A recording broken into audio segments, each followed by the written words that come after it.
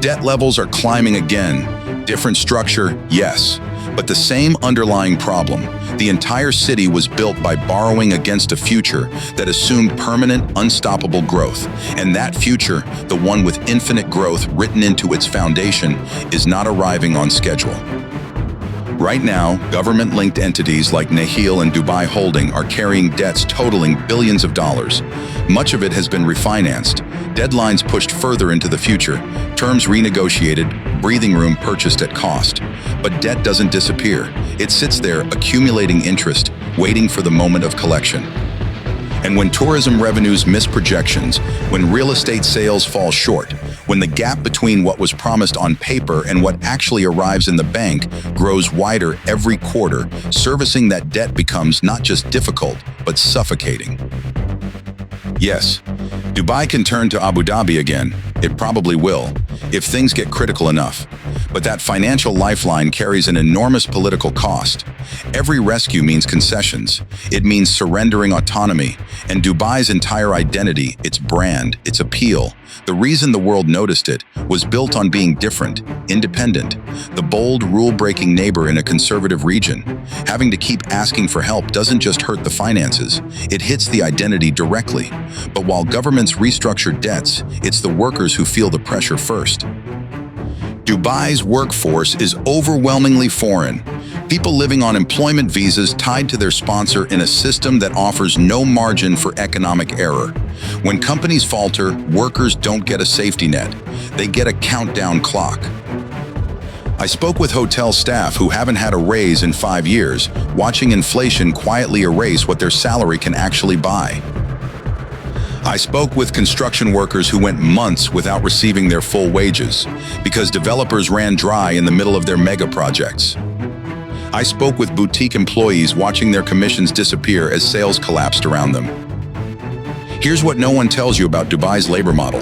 The moment your work visa is canceled, you have exactly 30 days to find a new employer or leave the country. No unemployment benefits, no safety nets, nothing to hold on to. The city sells itself as the land of opportunity. For the vast majority of the people who actually keep it running, the reality is a deeply precarious existence.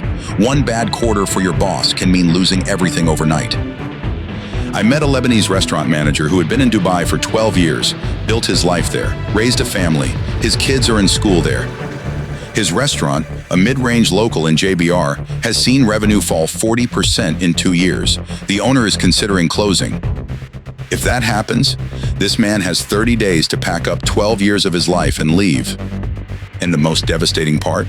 This is not an exceptional story. This is the norm. Tens of thousands of people exist in this state of permanent temporality, one economic bump away from deportation. The government publishes no detailed unemployment statistics for expatriates. Why would they? Admitting a high unemployment rate would dismantle the very image of prosperity they're spending hundreds of millions to project. But talk to recruiters, to HR managers, to the workers themselves, and the picture is unmistakable. It's not a mass exodus, it's a quiet, constant drip. Ambitious professionals from Europe and the US who came for tax-free fortunes are doing the math and realizing the advantage is shrinking. Workers from South Asia who arrive chasing wages impossible to earn at home are hitting a wall. Those wages don't stretch the way they used to, not with rents rising and the cost of living climbing relentlessly. The model that drove 2 decades of growth, build it and they will come, infinite expansion, perpetual momentum, has hit its ceiling. You cannot keep adding thousands of hotel rooms and apartment towers when the existing ones are half empty.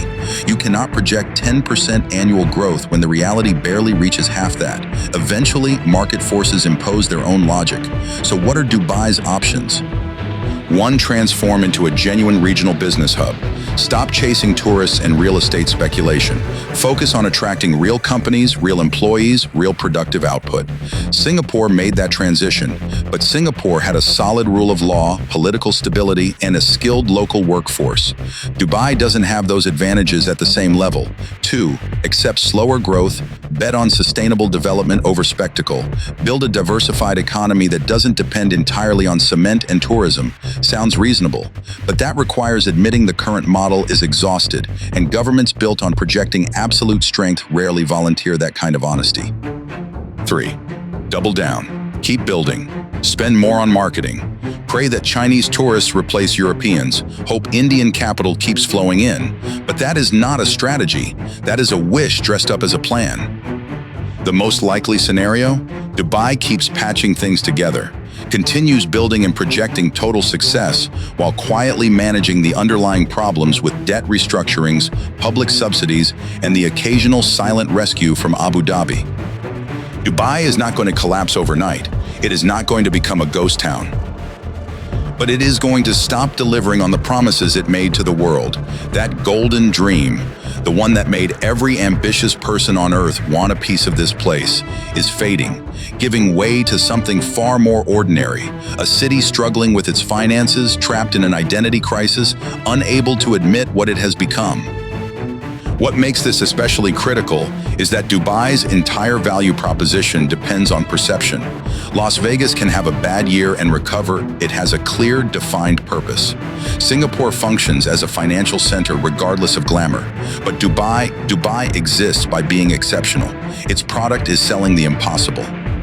The moment people start seeing it as an expensive, disappointing place, and social media is already making that shift visible in real time, it loses its only competitive edge.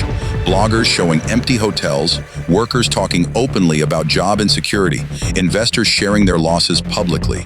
The government cannot control that narrative the way it could 20 years ago. The truth now leaks through 1,000 different cracks simultaneously. In economics, the truth can be delayed. It can be spun, packaged, marketed, and sold. But in the end, reality wins. Empty rooms don't fill up because of a good Instagram campaign. Workers leave when the jobs aren't there. Debt eventually reaches its due date. Dubai was built on a spectacular gamble that infinite growth was possible in a finite desert. For a time, it worked. The money flowed, the buildings went up, the world watched in amazement. But that bet is coming due.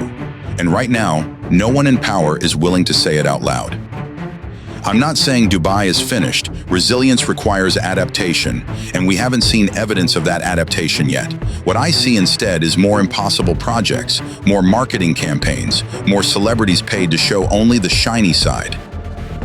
The real story of Dubai today is not in its towers. It's in the growing gap between what it says it is and what it actually is. A gap that is now impossible to ignore. If this kind of deep dive is what you're here for, subscribe, because there's a lot more coming. Drop your take in the comments and check the description for the data behind everything I just told you.